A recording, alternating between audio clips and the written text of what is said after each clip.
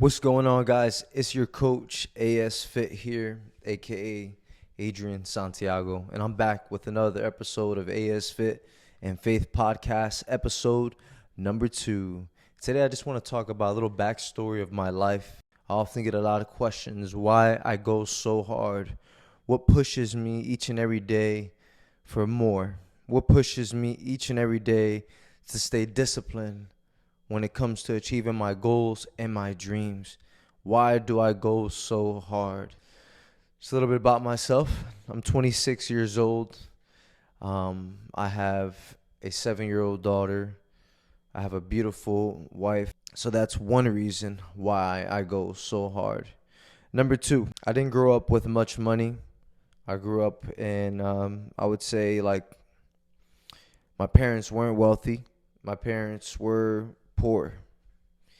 I grew up in a broken home. Both my parents, decided to divorce each other when I was 6 years old. So you can only imagine the kind of trauma that it had on me as a child. Once that family nucleus just kind of, tore apart, just everything went downhill from there. I mean, like, my dad moved to Puerto Rico. And my mom, on the other hand, she was doing her own thing. I have 3 brothers. I got married at 19 years old. Had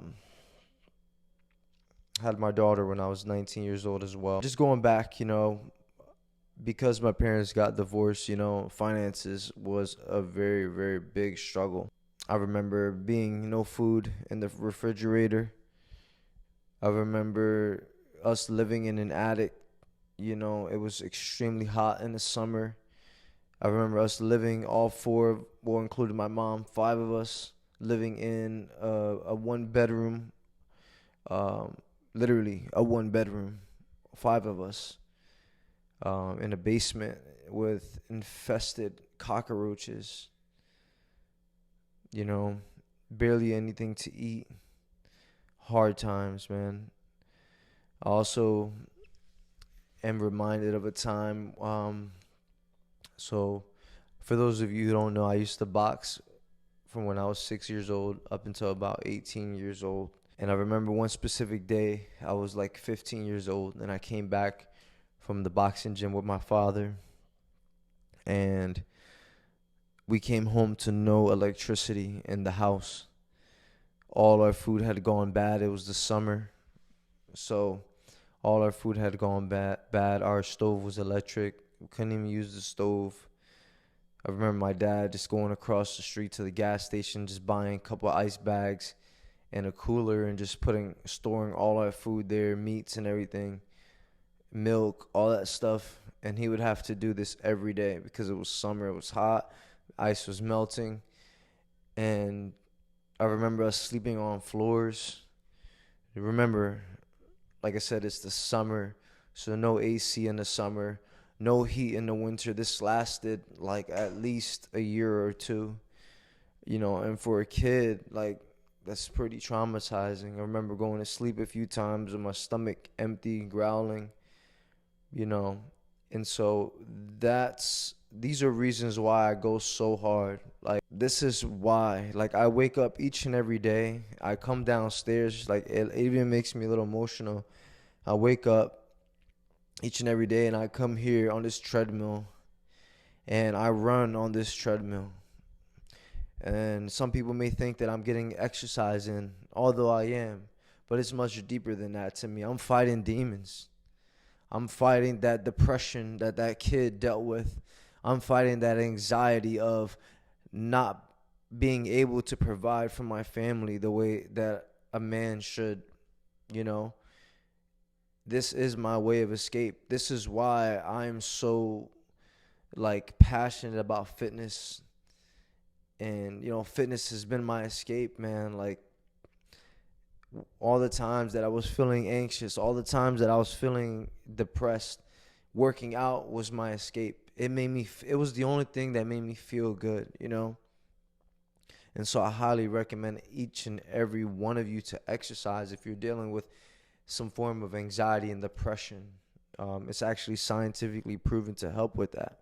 Yeah, man, just growing up with nothing, no food, barely any clothes, man. Like, you know, seeing all the kids wearing the nice stuff, the nicest kicks, the nicest clothes, and not being able to have that, it was pretty hard. It's hard for a kid, when they see all their friends wearing the nice stuff and you're over here just wearing the same things. Now I'm grateful that I even had clothes and that they were clean. But you know what I mean? Like, as a young kid, high school, like, all your friends wearing nice stuff, and then they tell you, like, yo, why you always wearing the same things all the time? Like, that was hard for me. And then when I was, like, in second grade or first grade, I was diagnosed with ADHD. For those of you who don't know, ADHD is attention deficit hyper disorder. I was a very hyper kid. My attention was very short. And so, you know, just like retaining information was very hard for me. I didn't learn to read until I was in about fifth grade. And that is only because I had a teacher who would always just take the time to teach me how to learn. To teach me how to read. I had a stuttering problem. I used to have to take speech class. So just a lot of imposter syndrome growing up. Just really that lack of self-belief. And just like always feeling like I was dumb, like I couldn't really do anything. But back in those times, teachers, they didn't really have much patience. And they saw a kid really hyper, they didn't have time for that kid. They'll put them in like, special ed classes. So I grew up the majority of my youth in special ed classes. So just talk about, like I said, just think back to all the hardship that we had financially as a kid, parents going through divorce. Remember seeing them and hearing them arguing, and then just going to school and just not feeling smart, just always feeling like you were the least of everyone, always feeling as if you were the outcast. That's how I felt my whole life. And last year I dealt with one of the darkest moments in my life. I dealt with anxiety, depression, like never before. My marriage was failing.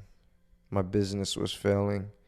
I went from about 15 to 20 clients to about 8 clients.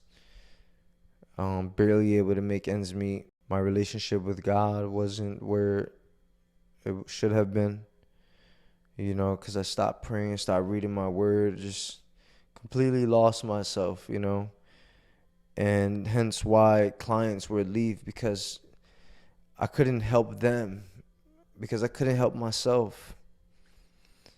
And then up until last year, December, towards the middle of December, I decided to enroll myself in another bodybuilding competition. I found a coach. I prayed to God for a mentor, and he sent me one of the best bodybuilders in the world today. One of the best bodybuilders in the world internationally today. His name is Sadiq Hadzovic. Shout out to you, coach. He showed me the ropes, He's still showing me the ropes, still my coach to this day. I feel absolutely amazing today. My nutrition is on point, My finances are on point. I went from 8 clients to 34 to 35 clients. My relationship with God is much stronger than what it was. My marriage is thriving. I'm extremely happy, extremely blessed. So I say this to say because I took control of my life. I could have let all those bad times in my life, determine my destiny and dictate my future. But I decided to take a hold of my life, and I decided to change that. And so I'm here today to tell you that if you want change, then you have to make a change. You cannot expect a different outcome by doing the same things each and every day. You have to be willing to step out in faith, and you have to be willing to reach out for help, And so that's exactly what I did. I reached out for help, and I set a goal. So my last competition wasn't about just some competition. It wasn't just about winning a trophy. It was much bigger than that. It was about winning the war in my mind, overcoming my anxieties and depression, and really just showing anyone out there that is dealing with this, who has had a similar past to mine, that it's not about the cards that you're dealt with, but it's all about how you reshuffle the deck. All right, guys. So that is why I go so hard each and every day. Thank you guys for watching the entire video. Thank you for your patience. God bless you. God loves you. And God has predestined you for something greater than what your current situation is right now. And unless you believe that, then it won't happen. But you have to first believe it, and then you will receive it. God bless you. Have a great day.